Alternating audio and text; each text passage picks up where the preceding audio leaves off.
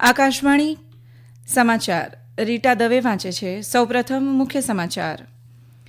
પ્રધાનમંત્રી નરેન્દ્ર મોદીએ આજે નવી દિલ્હીમાં નવા દોરની રાયસીના વાટાઘાટોનું ઉદ્ઘાટન કર્યું. પ્રધાનમંત્રી નરેન્દ્ર મોદી અને ગ્રીસના પ્રધાનમંત્રી વચ્ચે આજે દ્વિપક્ષીય મંત્રણા યોજાઈ. ભારત અને ગ્રીસ 2030 સુધીમાં દ્વિપક્ષી વેપાર બમણો કરવા વિશે સહમત થયા. પ્રધાનમંત્રી નરેન્દ્ર મોદી આવતીકાલે ગુજરાતમાં લગભગ 55,500 કરોડના મૂલ્યની બહુવિધ વિકાસ યોજનાઓનું લોકાર્પણ કરશે. આયુષ મંત્રાલય અને જનજાતિઓ અંગેની બાબતો માટેના મંત્રાલયે જનજાતિ વિદ્યાર્થીઓના જાહેર આરોગ્ય અંગે સંયુક્ત અભિયાન શરૂ કરવાની જાહેરાત કરી.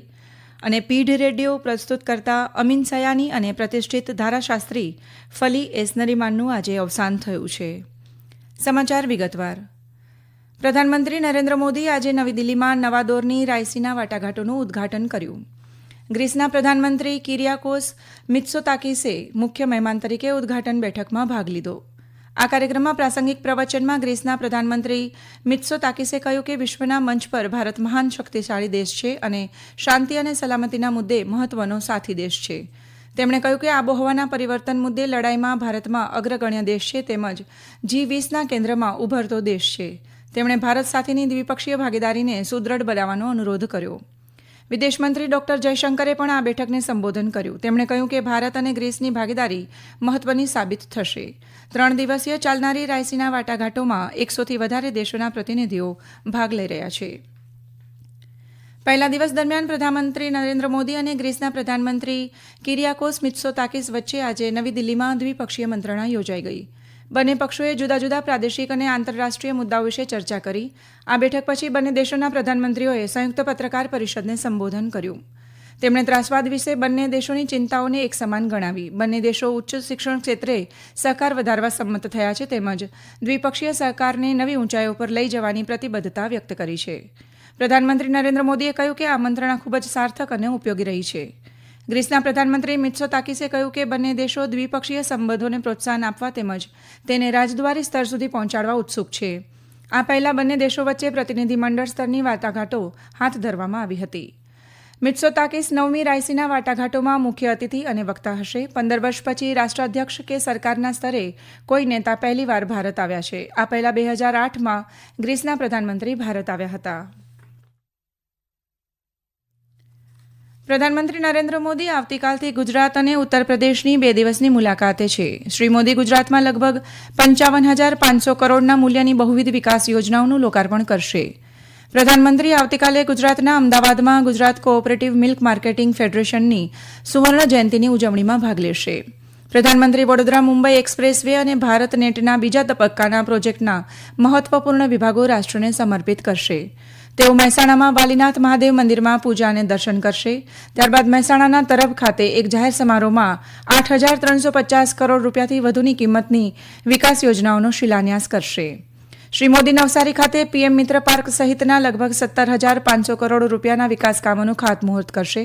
આ ઉપરાંત કાકરાપાર ઓટોમેટિક પાવર સ્ટેશનની મુલાકાત લેશે અને 2 નવા પ્રેશરાઇઝ્ડ હેવી વોટર રિએક્ટર રાષ્ટ્રને સમર્પિત કરશે. તેઓ અંબાજી ખાતે રીંછોડિયા મહાદેવ મંદિર અને તળાવના વિકાસનો પણ શિલાન્યાસ કરશે. શુક્રવારે ઉત્તર પ્રદેશના વારાણસીમાં પ્રધાનમંત્રી 13,000 કરોડ રૂપિયાના બહુવિધ વિકાસ પ્રોજેક્ટ્સનું ઉદ્ઘાટન અને શિલાન્યાસ કરશે. આંદામાન અને નિકોબાર ટાપુઓમાં રાષ્ટ્રપતિ દ્રૌપદી મુર્મુએ આજે સ્વરાજ દ્વીપ ટાપુની મુલાકાત લીધી. ત્યારબાદ રાધાનગર બીચ ખાતે સેનાની 3 પાંખોની સંયુક્ત કાર્યરત કાર્યવાહી પણ નિહાળી. આંદામાન નિકોબાર કમાન્ડના સંયુક્ત દળોએ વિવિધ પરિમાણીય કાર્યક્ષમતાનું નિદર્શન કર્યું. તેમાં એમ્બિફિયસ લેન્ડિંગનો પણ સમાવેશ થાય છે. Air marshal commander in chief Saju બાલાકૃષ્ણને લશ્કરની કાર્યક્ષમતા વિશે રાષ્ટ્રપતિને માહિતગાર કર્યા. ભારત અને ચીન વચ્ચે કોર કમાન્ડર સ્તરની વાટાઘાટો 19મી ફેબ્રુઆરીથી શરૂ થઈ છે. ચુશુલ મોલ્દો સીમા પરની બેઠકમાં 21મા દોરની વાટાઘાટો મૈત્રીપૂર્ણ અને સૌહાર્દપૂર્ણ વાતાવરણમાં યોજાઈ હોવાનું વિદેશ મંત્રાલયે એક નિવેદનમાં જણાવ્યું છે. બંને દેશોએ સરહદી વિસ્તારોમાં શાંતિ જાળવી રાખવાની વચનબદ્ધતાનો પુનરોચ્ચાર કર્યો છે. અનુસૂચિત જનજાતિ માટેના રાષ્ટ્રીય પંચે સંદેશખલી અને અનુસૂચિત જનજાતિઓની હાલત વિશેનો અહેવાલ મંગાવ્યો છે. મુખ્ય સચિવ અને પોલીસ વડાને 3 દિવસમાં આ અંગેનો વિગતવાર અહેવાલ સુપ્રત કરવાનું કહેવામાં આવ્યું છે. અનુસૂચિત જનજાતિ માટેના રાષ્ટ્રીય પંચના સભ્યો આવતીકાલે સંદેશખાલીની મુલાકાત લેશે. અનુસૂચિત જાતિ માટેના રાષ્ટ્રીય પંચ તેમજ રાષ્ટ્રીય મહિલા પંચના સભ્યો સંદેશખાલીની મુલાકાતે જઈ આવ્યા છે. આ સમાચાર આપ આકાશવાણી પરથી સાંભળી રહ્યા છો. આયુષ મંત્રાલય અને જનજાતિઓ અંગેની બાબતો માટેના મંત્રાલયે જનજાતિ વિદ્યાર્થીઓના જાહેર આરોગ્ય અંગે સંયુક્ત અભિયાન શરૂ કરવાની જાહેરાત કરી છે. આરોગ્ય ચકાસણી અને વ્યવસ્થાપન અંગેના આ રાષ્ટ્રીય સ્તરના સંયુક્ત પ્રોજેક્ટનો લાભ 20,000થી વધારે જનજાતિ વિદ્યાર્થીઓને મળશે અને તેમને આયુર્વેદિક પદ્ધતિથી મદદ કરવામાં આવશે. આયુષ મંત્રાલયે પોતાની સંશોધન સમિતિ CCRAS દ્વારા જનજાતિ વિદ્યાર્થીઓ માટે આરોગ્ય અભિયાન શરૂ કર્યું છે. કેન્દ્રીય આયુષ મંત્રી સર્વાનંદ સોનોવાલ અને જનજાતિ બાબતોના મંત્રી અર્જુન મુંડાએ સાથે મળીને સમગ્ર જનજાતિ વિસ્તારોની એકલવ્ય મોડલ નિવાસી શાળાઓના વિદ્યાર્થીઓની આરોગ્ય અંગેની જરૂરિયાતોને ધ્યાનમાં લઈને આ પહેલ હાથ ધરી છે.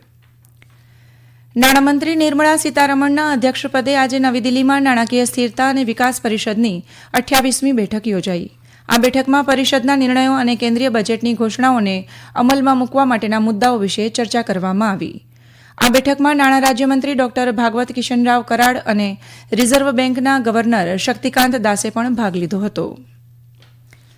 પ્રધાનમંત્રી નરેન્દ્ર મોદી આગામી 25મી ફેબ્રુઆરીએ આકાશવાણી પરથી મન કી બાત કાર્યક્રમમાં પોતાના વિચારો રજૂ કરશે. નાગરિકો 23મી ફેબ્રુઆરી સુધી પોતાના સૂચનો માય જીઓવી પોર્ટલ અથવા ટોલ ફ્રી નંબર 1800 પર મોકલી શકશે. આકાશવાણી અને દૂરદર્શનના તમામ નેટવર્ક, AIR ન્યૂઝની વેબસાઇટ અને મોબાઈલ એપ, PMO, માહિતી અને પ્રસારણ મંત્રાલયની યુટ્યુબ ચેનલ પરથી આ કાર્યક્રમનું જીવંત પ્રસારણ કરાશે. હિન્દી પ્રસારણ પછી તરત જ પ્રાદેશિક ભાષાઓમાં આ કાર્યક્રમનું પ્રસારણ કરાશે. પ્રતિષ્ઠિત ન્યાયવિદ અને વરિષ્ઠ ધારાશાસ્ત્રી ફલી એસ નરીમાનનું અવસાન થયું છે. રાષ્ટ્રપતિ દ્રૌપદી મુર્મુએ તેમના નિધન પર શોક વ્યક્ત કર્યો છે. રાષ્ટ્રપતિએ કહ્યું કે તેઓ ભારતીય બંધારણના સૌથી બુદ્ધિશાળી નિષ્ણાતની સાથે વૈશ્વિક સ્તરે આદરણીય ન્યાયશાસ્ત્રી પણ હતા. ઉપરાષ્ટ્રપતિ જગદીપ ધનખડે પ્રતિષ્ઠિત ન્યાયવિદ અને વરિષ્ઠ ધારાશાસ્ત્રી ફલી એસ નરીમાનના અવસાન બદલ ઊંડા દુઃખની લાગણી વ્યક્ત કરી છે. તેમણે જણાવ્યું કે નરીમાન સૌથી ઉત્કૃષ્ટ કાનૂની તજજ્ઞ અને બૌદ્ધિકોમાંના એક હતા. તેમણે સાયન્સ નાગરિકોને ન્યાય સુલભ બનાવવા માટે પોતાનું જીવન સમર્પિત કર્યું હતું. પીઢ રેડિયો પ્રસ્તુત કરતા અમીન સયાનીનું આજે 91 વર્ષની વયે હાર્ટ એટેકના કારણે અવસાન થયું છે. આવતીકાલે તેમના અંતિમ સંસ્કાર કરવામાં આવશે. 21 ડિસેમ્બર 1932ના મુંબઈમાં જન્મેલા અમીન સયાનીની પેઢીઓ માટે ઘર પરિવારમાં જાણીતું નામ હતું. તેમણે પોતાના ઘેઘૂર અવાજ અને આકર્ષક શૈલીથી પ્રેક્ષકોને મોહિત કર્યા હતા.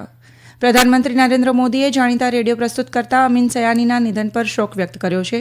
તેમણે સોશિયલ મીડિયાના માધ્યમથી જણાવ્યું કે અમીન સયાનીએ તેમના કામ દ્વારા ભારતીય પ્રસારણમાં ક્રાંતિ લાવવામાં મહત્વની ભૂમિકા ભજવી હતી અને શ્રોતાઓ સાથે ખાસ સંબંધ કેળવ્યો હતો.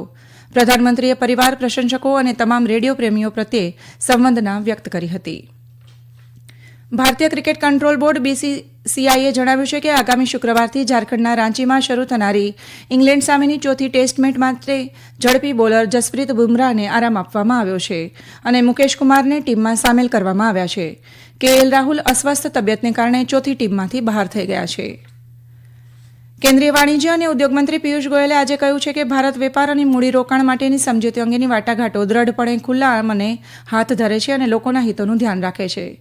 નવી દિલ્હીમાં ભારત યુરોપ વેપાર સંમેલનમાં પિયુષ ગોયલે કહ્યું કે ભારત સાથે મુક્ત વેપાર સમજૂતીઓ અને મૂડીરોકાણ સમજૂતીઓ વિશે ચર્ચા કરતા દેશોએ ધ્યાનમાં રાખવું જોઈએ કે ભારતમાં તેમને માંગ અને વેપારની અપાર સંભાવના ધરાવતા વિશાળ બજારની તકો મળી શકે તેમ છે. તેમણે કહ્યું કે ભારત લાંબા ગાળામાં તેમના વ્યાપક અને વિશાળ હિતોનું પણ ધ્યાન રાખે છે. પ્રધાનમંત્રી નરેન્દ્ર મોદી આજે જૈન સંત વિદ્યાસાગર મહારાજને શ્રદ્ધાંજલિ આપી. એક અંગ્રેજી દૈનિકમાં પ્રધાનમંત્રીએ લખ્યું છે કે સંત શિરોમણી આચાર્ય શ્રી 108 વિદ્યાસાગરજી મહારાજનું જીવન ગહન જ્ઞાન, અસીમ કરુણા અને માનવતાના ઉત્થાન માટે અતૂટ પ્રતિબદ્ધતાયુક્ત હતું. અંતમાં મુખ્ય સમાચાર ફરી એકવાર. પ્રધાનમંત્રી નરેન્દ્ર મોદી આજે નવી દિલ્હીમાં નવા દોરની રાયસીના વાટાઘાટોનું ઉદઘાટન કર્યું. પ્રધાનમંત્રી નરેન્દ્ર મોદી અને ગ્રીસના પ્રધાનમંત્રી વચ્ચે આજે દ્વિપક્ષીય મંત્રણા યોજાઈ. પ્રધાનમંત્રી નરેન્દ્ર મોદી આવતીકાલે ગુજરાતમાં લગભગ 55,500 કરોડના મૂલ્યની બહુવિધ વિકાસ યોજનાનું લોકાર્પણ કરશે. આયુષ મંત્રાલય અને જનજાતિઓ અંગેની બાબતો માટેના મંત્રાલયે જનજાતિ વિદ્યાર્થીઓના જાહેર આરોગ્ય અંગે સંયુક્ત અભિયાન શરૂ કરવાની જાહેરાત કરી. અને પીઢ રેડિયો પ્રસ્તુત કરતા અમીન સયાની અને પ્રતિષ્ઠિત ધારાશાસ્ત્રી ફલી એસ નરીમાનનું આજે અવસાન થયું છે. આ સાથે જ આકાશવાણી પરથી સમાચાર પૂરા થયા.